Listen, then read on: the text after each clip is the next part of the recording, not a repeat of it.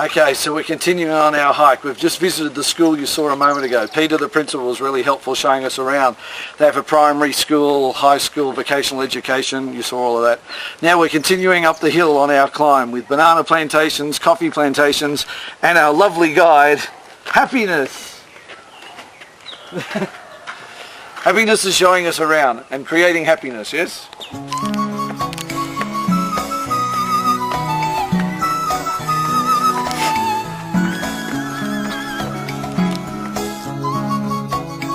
As we made our way up the mountain through the lush vegetation, we got to hear more about the Chaga people, who are one of Tanzania's largest ethnic groups.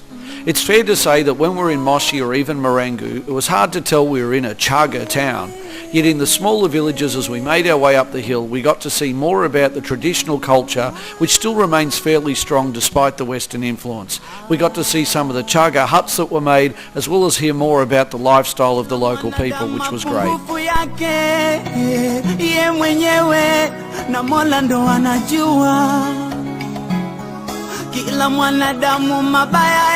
It is said that climbing up Kilimanjaro is to walk through 4 seasons in a day. The abundance of flora and the variety of it is truly spectacular. There are all kinds of differentiated and distinctive vegetation zones, from the cultivated zone and forest areas in the lowlands, through to the heaths and moorlands as you get above 2,800 metres, to the alpine deserts, and finally the ice caps at the top. But the ice caps weren't our focus. Happiness, our tour guide, brought us to the Mako waterfall so that we could sit and enjoy the serene and tranquil nature of the fauna and flora around us, which is exactly what we did. Okay, so we've got the waterfall behind me. It's the Mako waterfall. Now we're going to show you some footage because it's absolutely beautiful. Am I going to climb to the top of Mount Kilimanjaro? Hell no. I'll tell you how to climb to Kilimanjaro and you can make the choice for yourself. We're doing a small part of it and I'll show you some pretty pictures of the top so you can get there yourself. But we're going to check out more of our walk along with the coffee, the plantations and the waterfall, which is fantastic and supplies the water all the way down the hill to the rest of the people in Mshiri village. It's a great place to be. Wala siasa, wala sababisha tulauana yoyo, wenyewe kwa wenyewe, familia zao wao siko salama yoyo, si tulauana wenyewe.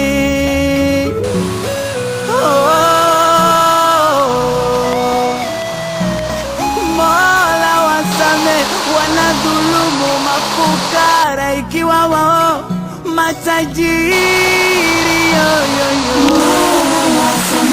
wanadiriki atakuwa ili wawe matajiri. Well, of course, this hike is incredible. We meet all kinds of people on the way. As you can see, people are very friendly. We're hiking our way up. Let's continue enjoying the landscape, shall we?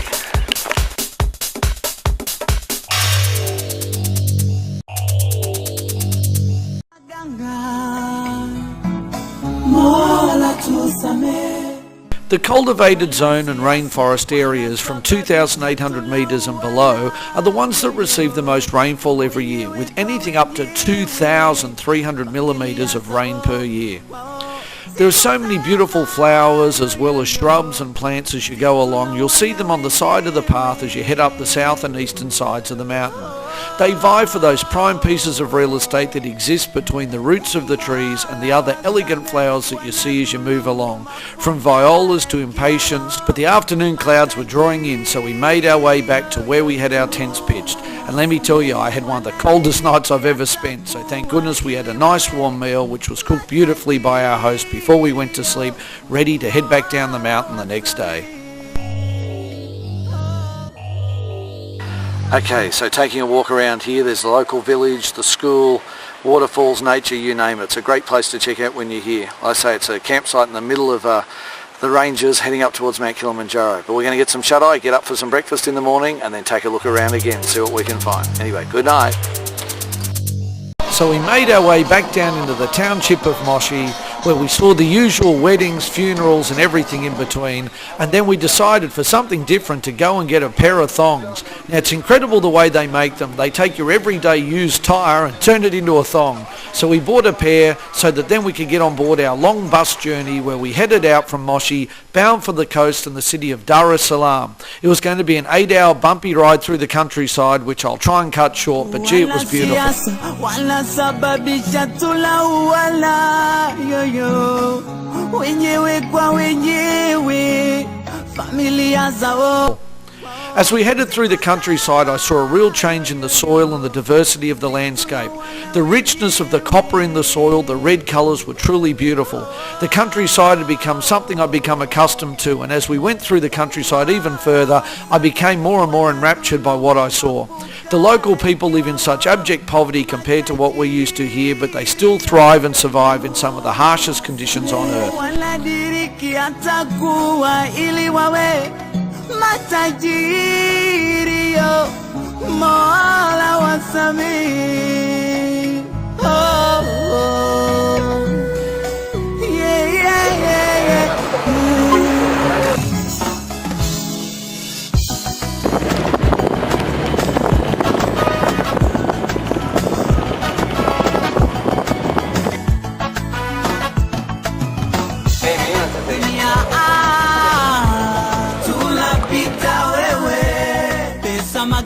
So having stopped for our lunch break, which I didn't really eat at to be honest, we made our way finally and gratefully into the city of Dar es Salaam.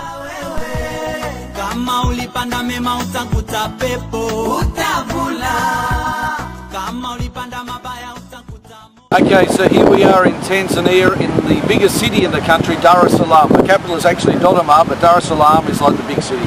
Anyway, by the fact you can tell the name, Dar es Salaam means that we're in basically the Middle East and Islamic capital of Tanzania.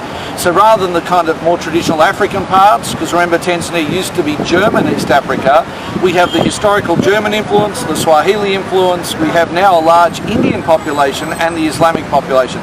So it's a real mixture of different cultures. Dar es Salaam, formerly Bazima, is the largest city in Tanzania. It's also the country's richest city and a regionally important economic centre. It's actually an administrative province with autonomy within the country and has 3 local areas of government. On December 2011, the heaviest rains in 57 years resulted in unprecedented flooding that devastated many areas of the city. So having made our way safely to Dar es Salaam, it was time for the next leg of our journey. So we headed out to the train station to get on board the 53-hour train ride from Tanzania through into Zambia and the city of Kampiri-Mposhi. But you'll have to wait for that next week, everyone. Make sure you don't miss it.